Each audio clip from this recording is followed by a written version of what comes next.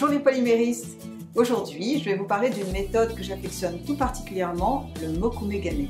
Le mokumegane, c'est une technique très ancienne qui remonte au XVIIe siècle au Japon et qui était utilisée par les forgerons pour décorer les armes.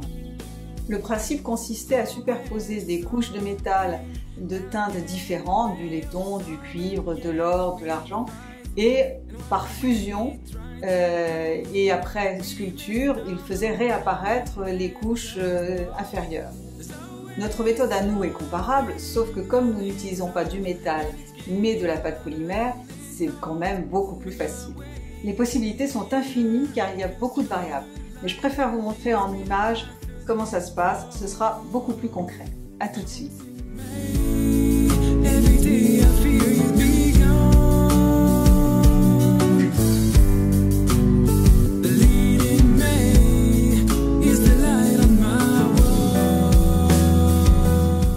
Après avoir conditionné toutes mes couleurs, je les passe à la machine à pâte au cran moyen, plutôt moyen fin.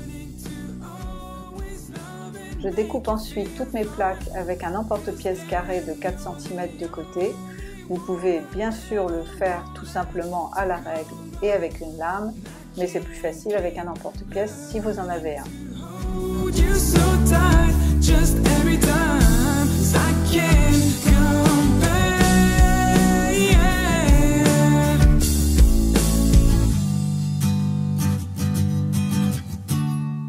J'empile ensuite mes 4 petits carrés dans l'ordre suivant: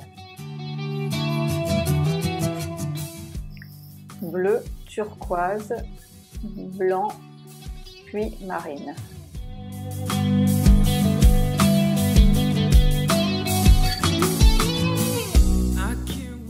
Je passe ensuite un petit coup de rouleau pour bien faire adhérer toutes les couches entre elles et aplatir un petit peu avant de passer à la machine à pâte. Et là, je suis toujours au cran moyen fin, c'est-à-dire le 3 sur ma machine Imperia. J'obtiens une bande un petit peu plus longue que je vais recouper en deux et empiler.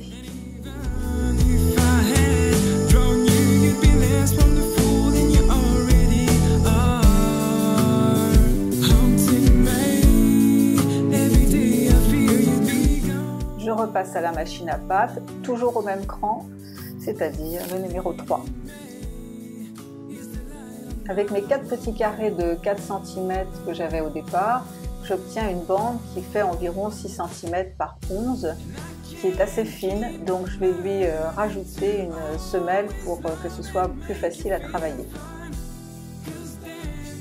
Cette semelle, je l'ai faite avec du bleu foncé et à l'épaisseur moyenne, cran 4.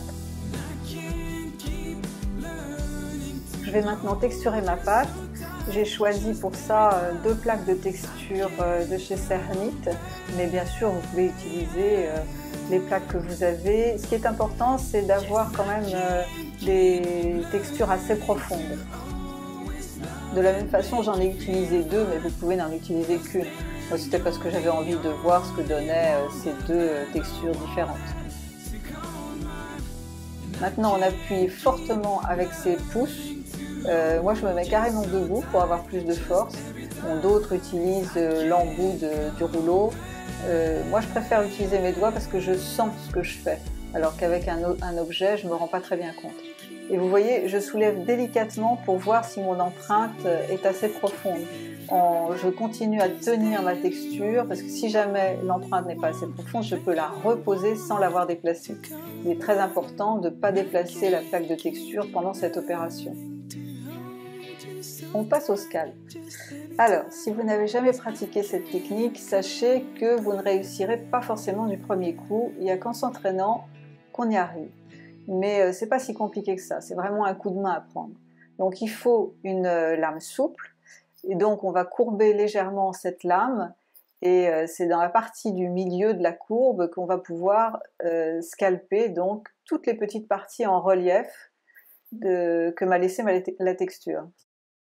Attention à ne pas scalper trop profond, il vaut mieux y revenir dans un second temps plutôt que scalper trop profond et enlever des parties qu'on n'aurait pas souhaité enlever. À ce stade, on commence à voir apparaître notre image les couleurs des couches inférieures ressortent. Donc on a le turquoise qui remonte, le blanc pailleté, et tout ça vient se mêler à la partie supérieure qui est le bleu marine, qui va servir en fait de fond du dessin.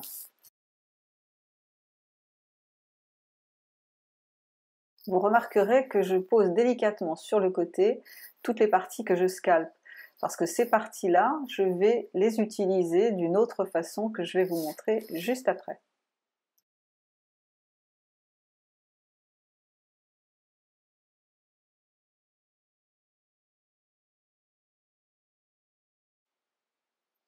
Voilà, maintenant je fais des petites retouches, j'essaye d'enlever toutes les parties qui sont en relief pour avoir la surface la plus plane possible, et également faire apparaître les couleurs que j'ai envie de faire apparaître. Donc les parties scalpées, eh bien je vais préparer une plaque de la couleur de mon choix. Là en l'occurrence je vais rester dans mon thème bleu et blanc, donc je choisis du blanc. Et je récupère ces scalps, alors c'est très délicat parce qu'ils sont très fins, avec ma lame rigide, je les soulève et je viens les déposer toujours délicatement sur ma plaque de blanc.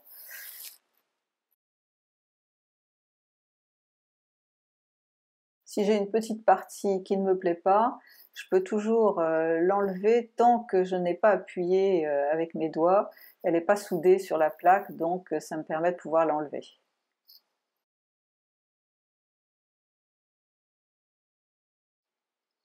J'aime beaucoup ce travail-là, c'est un petit peu comme une composition de tableau, on dépose ces parties et on dessine une image telle qu'on la souhaite.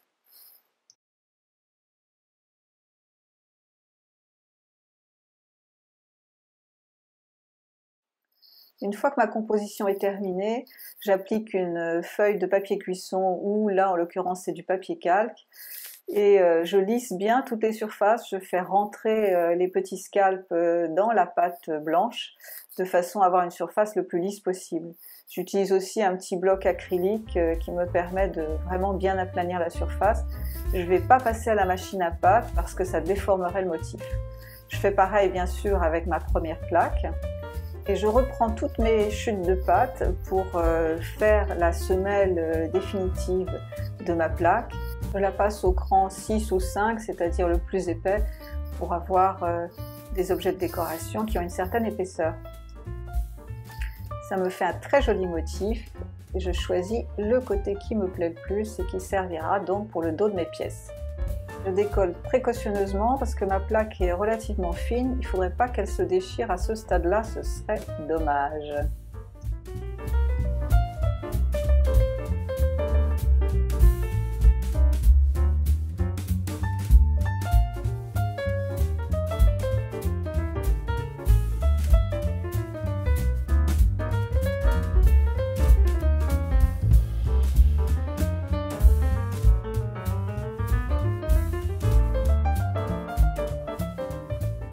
Je procède maintenant au découpage de mes motifs. Alors moi j'ai un set d'étoiles qui va de 4 cm à 1,5 cm. Après vous pouvez bien sûr utiliser les emporte-pièces que vous avez. Et notamment les emporte-pièces qui servent en pâtisserie sont tout à fait adaptés.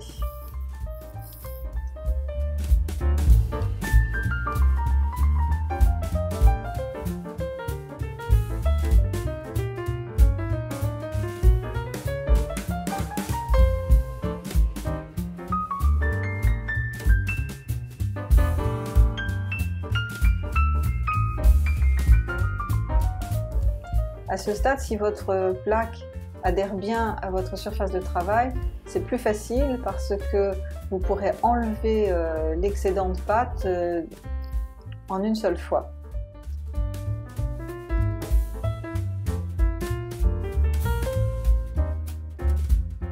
Je mets toutes mes petites étoiles à cuire pendant 30 minutes à 130 degrés.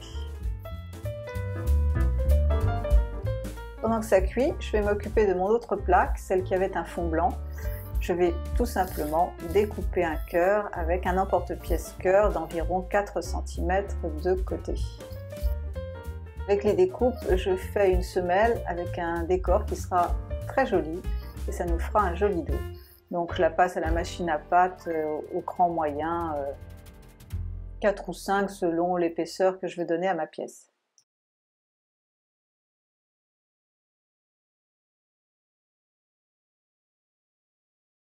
Je soude bien mon décor avec sa semelle et ensuite je refais une découpe propre de l'ensemble.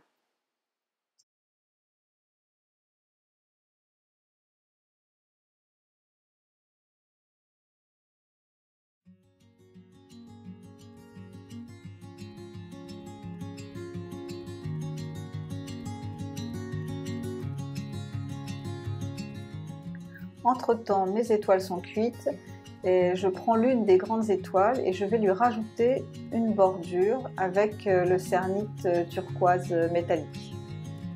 Donc pour ça, je vais découper une bande à la plus grosse épaisseur que je replie en deux pour lui donner encore plus d'épaisseur.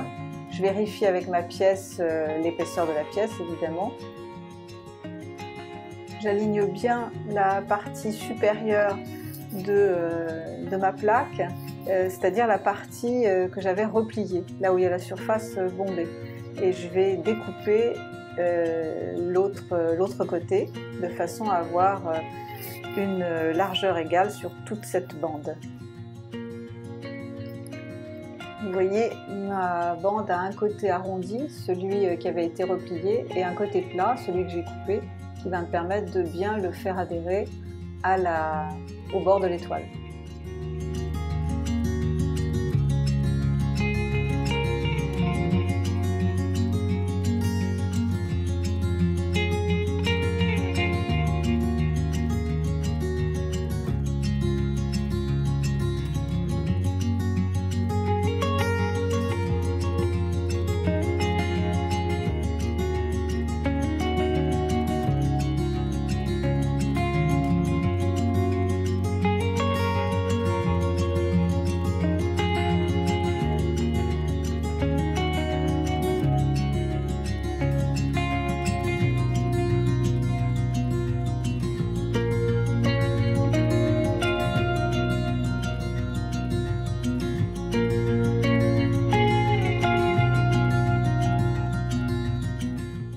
Donc là, je vais retravailler la soudure pour qu'elle se voie moins. Je vais retoucher toutes les petites imperfections avec mes doigts ou avec un petit outil de modelage en silicone.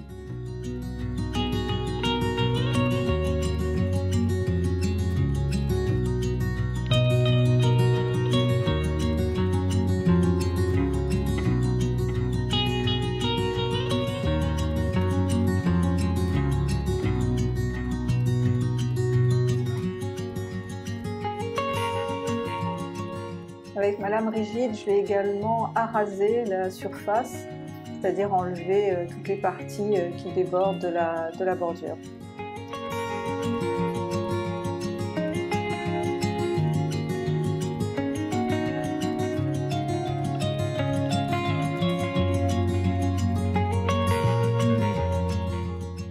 Je peux passer en cuisson en même temps que le cœur que j'ai préparé tout à l'heure. Je ne vais mettre que 20 minutes puisque les pièces vont cuire plusieurs fois. Après cuisson, je vais préparer une bordure également pour le cœur en utilisant le translucide blanc de cernite. Le travail est plus simple parce que je n'ai pas le problème de l'épaisseur, mon cœur étant moins épais. Et ensuite, je n'ai pas non plus le problème de la tranche, parce que le problème avec la pâte métallique, c'est que la tranche n'est pas brillante. Donc j'étais obligée d'utiliser la surface de la plaque au lieu d'utiliser la tranche. Alors que là, avec le blanc, je peux utiliser la tranche. Donc je coupe ma bande de 2 mm, puisque j'ai vérifié que c'était la largeur qu'il me fallait. Et je vais procéder en revanche de la même façon pour l'appliquer autour du cœur que ce que j'ai fait avec l'étoile.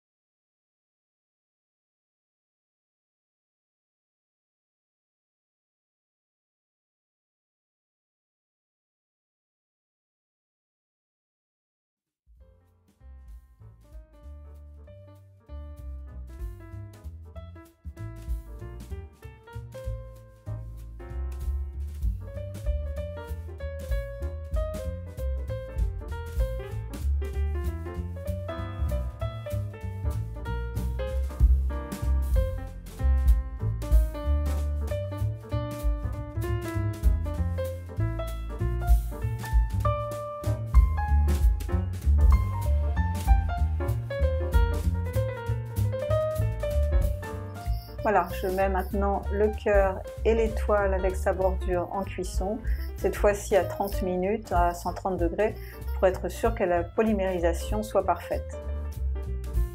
Après cuisson, j'ai rajouté à mon cœur une deuxième bordure blanc pailleté qui faisait ressortir la pâte translucide et qui lui donne comme un petit effet de cadre qui me plaît beaucoup. J'ai appliqué une couche de résine UV sur les plus grosses pièces et j'ai verni les petites étoiles. J'ai percé des trous également dans les pointes des étoiles pour pouvoir les accrocher. Et les trous, je les fais avant de vernir ou de mettre la résine UV.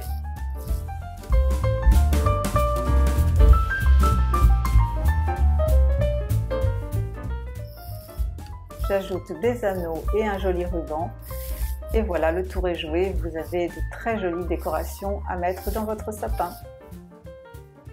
Voilà, j'espère que ça vous a plu, que ça vous a inspiré pour vos propres créations. Nous y reviendrons, n'en doutez pas, parce que j'aime vraiment beaucoup cette technique. Mais de toute façon, on se retrouve la semaine prochaine où je vous montrerai comment faire une boule de Noël parce que c'est de saison.